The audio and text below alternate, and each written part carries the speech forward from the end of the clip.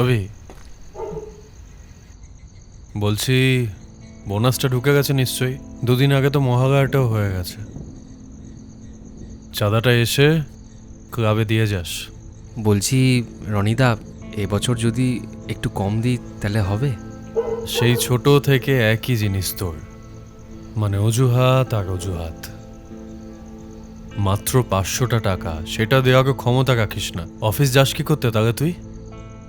না রনিদা, সেটা না, আসলে 3 মাস আগে বোনের বিয়ে দিয়েছি, তাই একটু চাপে আছি গো।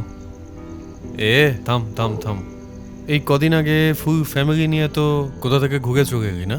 আর এখন বোনাসের টাকাটা কি কোথাও গুজে রাখিস নাকি? বোনাসের টাকাটা তো সেরকম হাতে পেলামই না। আর এই যে বললে কোথায় ঘুরতে গেছি, ঘুরতে যাইনি গো, আসলে চেন্নাই গেছিলাম। মায়ের ব্রেন টিউমার ধরা পড়েছে, কি করে এত কিছু সামলাবো কিছুই বুঝতে পারছি না। তবে তুমি চিন্তা করো না, আমি দেখছি চাঁদার ব্যাপারটা কি করা যায়।